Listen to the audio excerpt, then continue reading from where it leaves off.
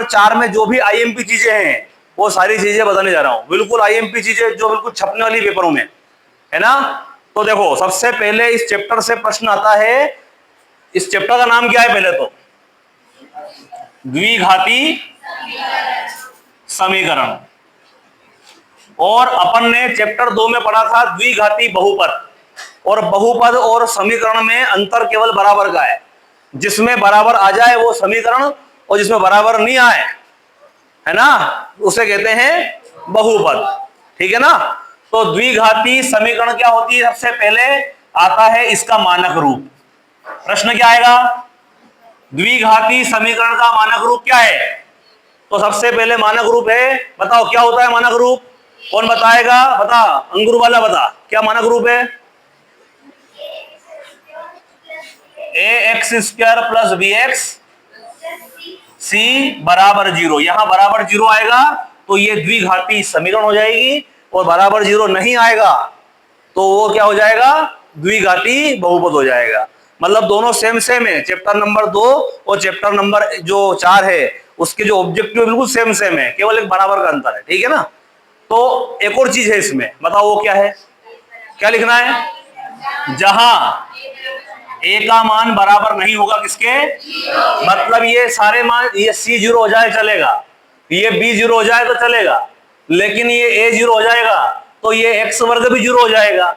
तो वो समीकरण कौन सी बन जाएगी? हमारी रैखिक समीकरण। तो इसलिए क्या है, ए कभी भी 0 नहीं होगा, ए का मान कभी भी 0 नहीं होगा। ये लाइन लिखना बहुत इंपॉर्टेंट है। ठीक है ना। तो जहां पर ए बराबर नहीं है 0, ठीक है। इसको हल करने का फार्मूला, सबसे पहले इसका परवलय है। देखो इसका जो वक्र कैसा होता है, द्विघाती समीकरण और द्विघाती बहुपद दोनों आ जाए तो आपसे एक प्रश्न मैं भूल गया था उसमें 2 पार्ट में कराना, कि इसका वक्र कैसा होता है, द्विघाती बहुपद का या द्विघाती समीकरण का वक्र कैसा होता है? बताओ कैसा होता है? इसका होता है वक्र होता है परवलयाकार। कैसा होता है? मतलब पर्वत के आकार का, या तो ऐसा होगा या फिर इस प्रकार का होगा। ये परवलयाकार इसका वक्र होता है। तो इसका वक्र कैसा होता है भाई? परवलय आकार, परवलय के आकार का, पर्वत जैसे आकार का होता है इसका। ठीक है। नंबर 3 समीकरण एक्स बराबर हल, इसका हल एक्स होगा। तो एक्स बराबर फार्मूला क्या होता है? बताओ। एक्स बराबर minus b plus minus under root b का स्क्वायर माइनस 4ac और बटे में 2a। इसे कहते हैं द्विघाती सूत्र। क्या बोलते हैं इसको? इसको यूं कह सकते हैं अपन, द्विघाती सूत्र। और ये द्विघाती सूत्र जिसने दिया था वो थे हमारे श्रीधराचार्य जी। तो कभी कभी पेपर में आता है श्रीधराचार्य जी का फार्मूला क्या है, तो क्या बोलना है अपने को? एक्स बराबर माइनस बी प्लस माइनस करनी में बी वर्ग माइनस 4ac बटे में 2a। कोई कोई लोग क्या करते हैं, बटा यहां तक लगाते हैं, बटा 2a यहीं तक लगाते हैं, गलत है वो।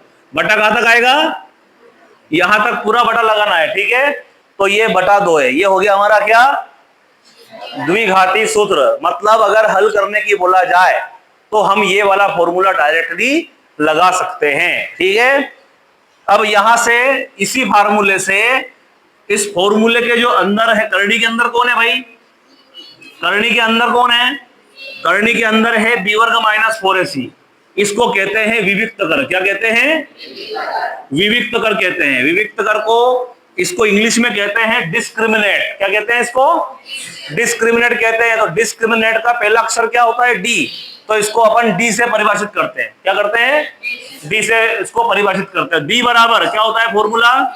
बी का वर्ग माइनस 4ac। तो डी बराबर हो गया बी वर्ग माइनस 4ac। दिख रहा बेटा? क्या दिख रहा? दिख रहा।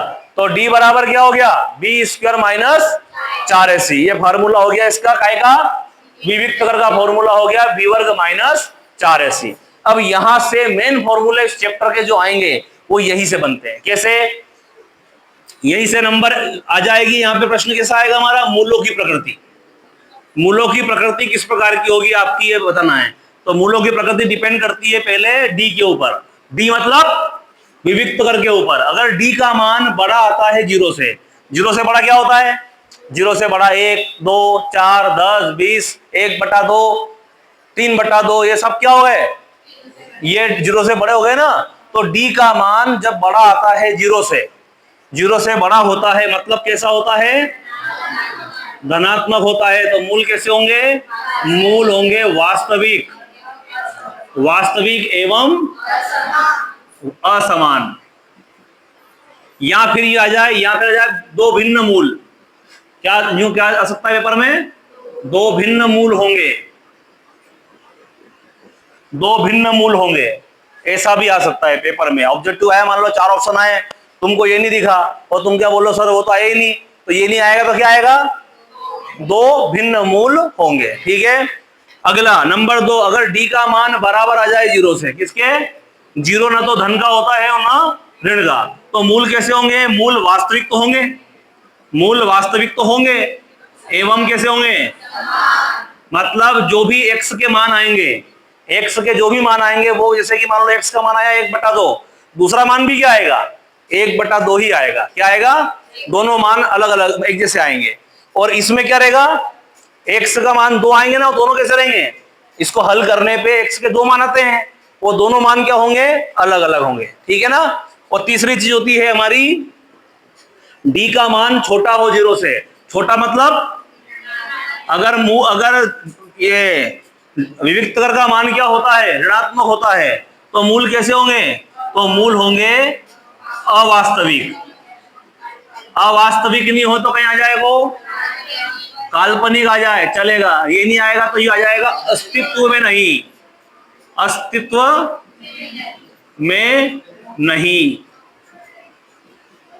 क्या होंगे, अस्तित्व में नहीं होंगे, मतलब कुछ भी आ सकता है इनमें से। ठीक है, और आगे हल कब करोगे, अगर ये वाली स्थिति आ जाए और ये वाली स्थिति आ जाए तो उसको आगे हल करना है, मतलब सवाल को हल कब करोगे, जब ये दोनों आ जाए, जब, और ये आती है अस्तित्व में नहीं आता है, तो मतलब जिसका मूल अस्तित्व में नहीं है तो वो हल होगा ही नहीं, तो इसको हल अपने को, मतलब ये वाली स्थिति आती है तो सवाल को हल हम नहीं करेंगे। आई बात समझ में, अगर ये वाली स्थिति आती है तो हम सवाल को हल बिल्कुल नहीं करेंगे। तो ये हुए हमारे क्या, ऑब्जेक्टिव हुए। तो फटाफट इन ऑब्जेक्टिव को एक बार रिवाइज करो। डी मतलब क्या होता है, विविक्तकर, और यूं आ गया पेपर में ऐसा आ गया, विविक्तकर का मान 0 से छोटा हो तो मूल किस प्रकार के होंगे, बता क्या किस प्रकार के होंगे बेटा, विविक्तकर का मान 0 से छोटा हो, राजकुमारी, विविक्तकर का मान 0 से छोटा हो तो मूल किस प्रकार के होंगे, वास्तविक होंगे। क्या बात है, वेरी गुड, मेरे देश की धरती सोना उगले। हाँ बेटा यशवंत राव, अगर विविक्तकर का मान 0 से छोटा होता है तो मूल किस प्रकार के होंगे, अवास्तविक होंगे।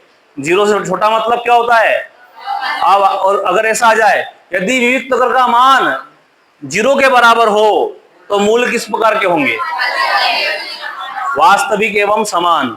और पेपर में ऐसा आ गया, यदि विविक्तकर का मान 0 से बड़ा आता है या धनात्मक आता है तो मूल कैसे होंगे, मतलब बात किस प्रकार से आ जाए पेपर में, ये आपको देखना है। डी मतलब क्या होता है, विविक्तकर। ठीक है, तो ये ऑब्जेक्टिव अपने अच्छे से करना है आप लोगों को, इस 4 पार्ट के ऑब्जेक्टिव है ये।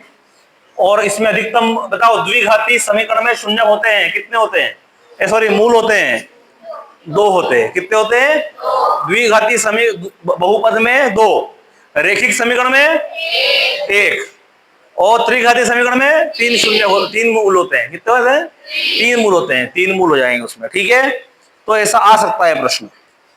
अब अपन करते हैं, सवाल करते हैं। अब सवाल में अपन जो आईएमपी सवाल कर रहे हैं, तो 4.3 निकालो आप। 4.3 के सवाल जो है 2 नंबर 3 नंबर में आ सकते हैं, तो ये करा रहा हूं मैं आपको। तो सवाल है हमारा, जैसे कि बोर्ड पर 3x² - 4 कर ली, 3x + 4 = 0। ठीक है, तो क्या करेंगे अपन, बताओ इसमें क्या करना है आपको। प्रश्न ये कह रहा है कि निम्न द्विघाती समीकरण युग्मों, द्विघाती समीकरणों के मूलों की प्रकृति ज्ञात करो। अगर पेपर में प्रश्न आया 2 नंबर में, तो इतना भी आ सकता है कि मूलों की प्रकृति ज्ञात करो, इतना भी आ सकता है।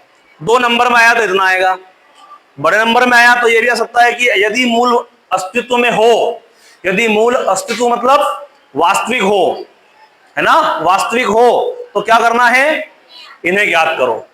अब बताओ वास्तविक कब होते हैं, जब डी का मान बड़ा होता है या बराबर होता है 0 के, है ना, छोटे में अस्तित्व में नहीं होते।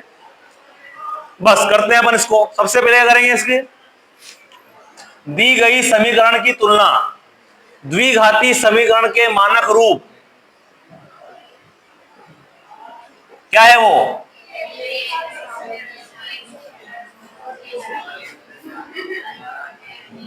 क्या लिखोगे, दी गई समीकरण की तुलना द्विघाती समीकरण के मानक रूप ax वर्ग प्लस bx प्लस c बराबर 0 से करने पर, है ना। तो बताओ भैया कौन बताएगा, बता मेरे को, हाँ सेन, ए का मान क्या आएगा, इस समीकरण की तुलना इससे करेंगे तो ए का मान क्या आएगा, ए का मान 3 आएगा। वेरी गुड, तो ए बराबर हो गया 3, बैठो। हाँ बताओ सिद्धि, बी बराबर क्या आएगा, माइनस का 4 करनी 3, शाबाश। सी बराबर बताओ यादव साहब, सी बराबर कहीं आए वो, के 4 बराबर 2 है,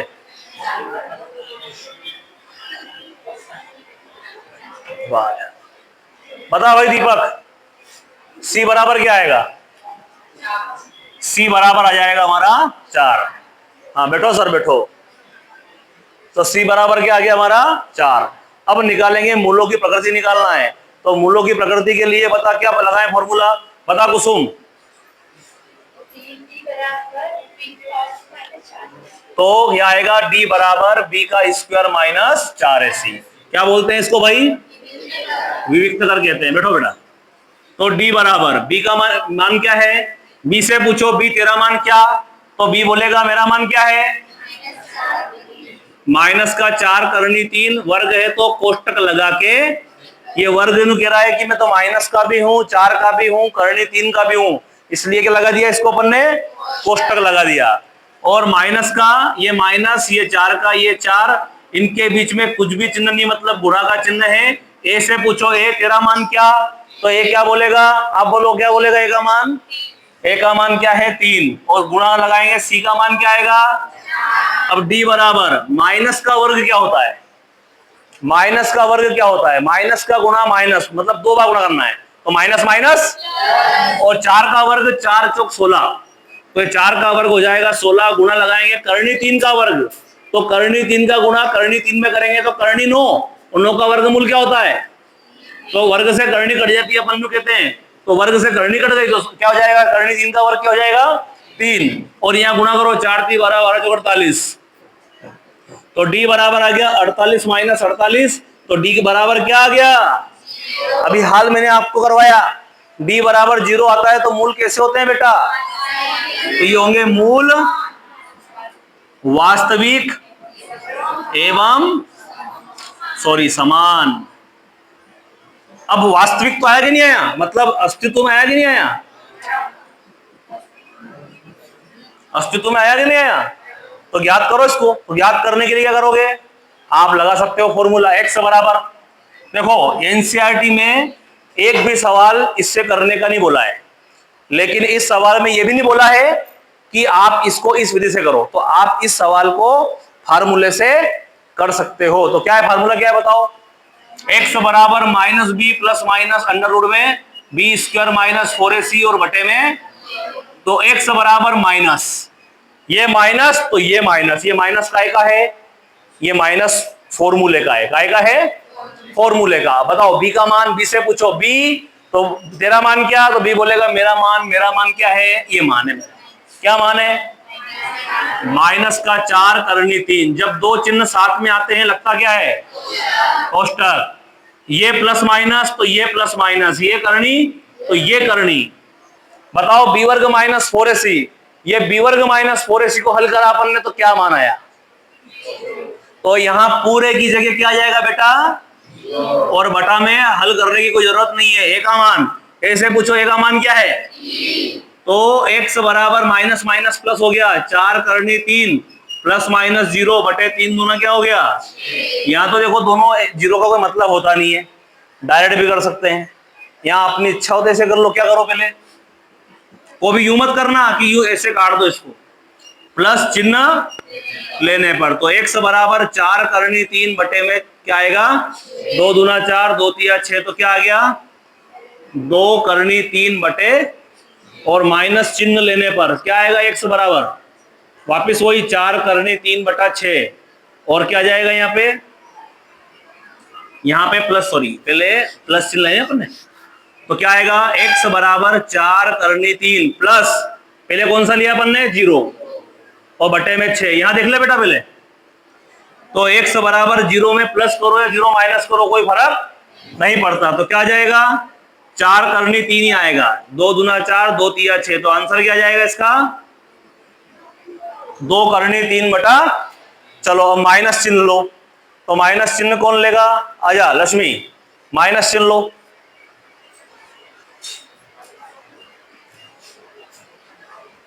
चल इधर ले माइनस चिन्ह ले इधर,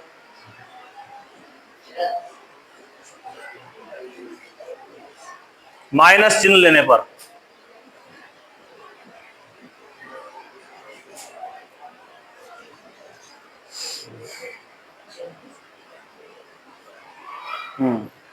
क्या लगे बेटा, लिखो x लिखो बराबर लगाओ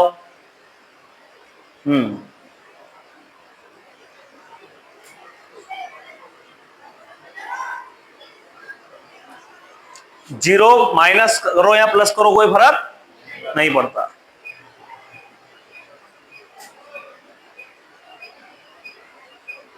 काटो उसको, 2 दूना 4 2 तिया 6, तो क्या आ गया, लिख दो, हाँ 2 करनी 3। आप देख रहे हो बहुत बढ़िया, आप देख रहे हो कि x का मान क्या आया 2 करनी 3 बटा 3, वहां भी क्या आया, और अभी तुमने अभी लिखा है कि अगर d का मान बराबर 0 आता है तो मूल कैसे होते हैं, वास्तविक एवं समान। देखो ये भी 2 रूट 3 बटा 3 और ये भी क्या आया, दोनों मान सेम आए कि नहीं आए, तो ये हो गया हमारा हल।